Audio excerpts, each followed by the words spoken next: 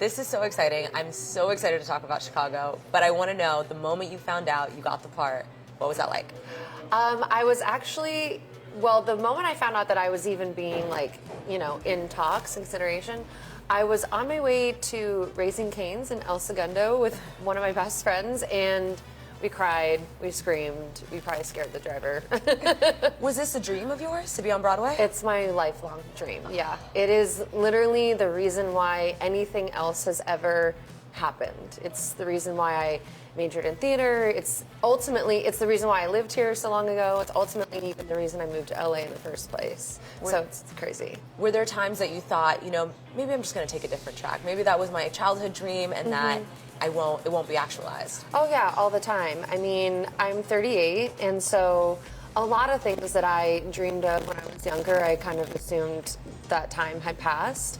And after living in LA for a minute, I realized that the only way for me to move in any direction was to just say yes to opportunities that were in front of me. And I thought those opportunities were so wonderful and they were just going to take me down a different path, and I was going to be happy with that too. So yeah, I definitely thought that this was something that wasn't going to happen. Ariana, you live in New York now? Yes. Or you're staying in New York at least temporarily? Temporarily, yeah. What is it like being back in the city? Some parts of it are like riding a bike. So, taking the train, walking everywhere, things like that. I was like, oh, okay, I remember how to do this. And then other things are just, it's a different city than when I lived here before. Because I was here pre-Instagram, pre-iPhone, pre-social media, pre-all of that. So the Stone Ages, yeah. Yeah, basically. The indie sleaze era was when I was here. So this is just it's very different in a lot of ways, but I think that that's just, the world at large is so different now. No, definitely. Yeah. How did Dancing with the Stars prepare you for this? Because I'm sure those hours were grueling too, right? Mm-hmm. Oh yeah, I think Dancing with the Stars rehearsals were, physically a lot harder on my body. It was a grind in the best way, but I loved that rehearsal process, and I love this rehearsal process. And so I think that Dancing with the Stars was the best boot camp in a way to be ready for something like this. So walk me through this rehearsal process. What is that like? How many hours is it? What do you have to do? So we might have 4 hours, right? But they're broken up in different ways. So the first 2 hours we might be working on music, and then the second 2 hours we're working on staging, blocking, choreography, stuff like that. So everyone who does Broadway says it is no easy task. You are out there doing multiple shows a night. I mean, there's a lot of preparation that goes into that, right? Yeah. Oh yeah. And on the days off, I'm in vocal lessons and things like that. And then on the days off, I'm really trying to focus on resting, because I really want to be ready physically to conquer something like that. It's I think all about stamina. You're it's a 24-hour, 7-day job. What's the toughest part?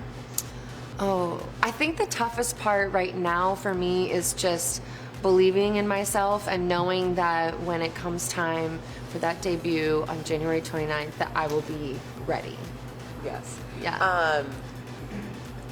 When you think of that day, do you get nerves? Are you excited? What do you think is going to happen that day? I get nervous, of course, because you just think you've done all the work, you've prepared, but then what if you just black out or something? So I always have these nightmares, and I'm a very anxious person, so I think just in general sometimes I can talk myself into being way too anxious, and I have to talk myself off that ledge. No, we're gonna say, what if it's the best performance you've ever given? What if it's the best night ever? Yes. There's a lot of positive what ifs that we can put in there. Yes. Is your family going to come out to support? Yeah. Did you give them tickets already? Yeah, so a lot of family, a lot of friends, my mom, everybody's going to be coming out, and it's going to be great. I keep telling them too, I'm it doesn't have to be the first night. There's many, many nights that I will need that support, so. You're don't look at me. Yeah.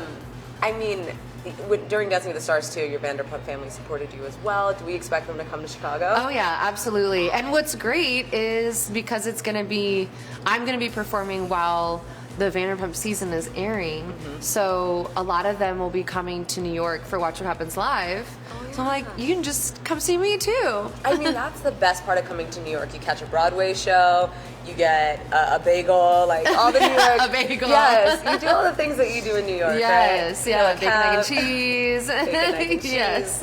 And then see your show. Yes, on exactly. Oh my gosh. Any superstitious things that you do? Do you like knock on wood before you go on, or any rituals you have? Before dancing, it was me and Pasha would do this, and just that. Just that? Yeah. Okay. So maybe I'll keep that going. Yes, you should. I'm like a huge superstitious person, so I'm always like, okay, I'm not going to cross this pole, I'm not doing this. So Yeah. I think one of the things that I do just in general as a superstition is I'll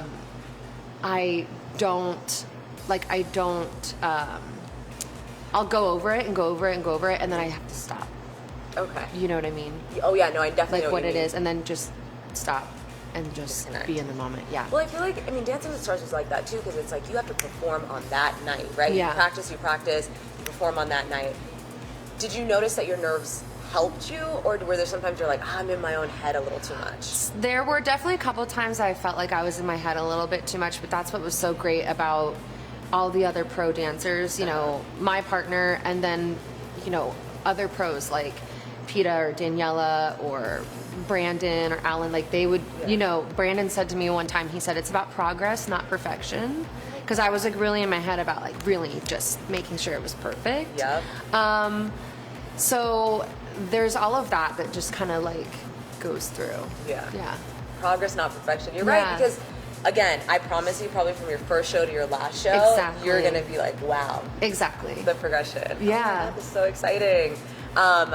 Lastly, I just wanted to see if you saw Renee Zellweger's version of Roxie, what you thought of that. Yeah, of course. Is that your inspiration? Have you looked and seen how she did it? Well, I've definitely seen her version of Roxie, and I think everybody who performs the part brings something new and different to it that's in themselves. So I think everyone's that I've seen has really killed it, and I think mine will be my own. Yeah, I want to know, what is yours? What would you say you resonate most with the character? I think her story of wanting to be a dancer in vaudeville and thinking that all of these opportunities had passed her by. I mean, I didn't murder anyone, but yet, for legal reasons, that's a joke. But yeah, just her story of perseverance and the way that she just picks things up and learns really quickly, just how to constantly have something that's like getting her to where she wants to be, that does resonate with me a lot. I guess just Roxie's resilience and the way that if she's down, she's not down for long, and I love that about her. And your fans, I'm sure there's going to be a lot of people that have followed your journey throughout the years that have seen just everything that you've been through and want to support you now. What is your message to them? Oh my gosh, that we're all in this together. That's not just me. And hopefully if they get to come see me, that I'll be able to meet them and we can chat about it.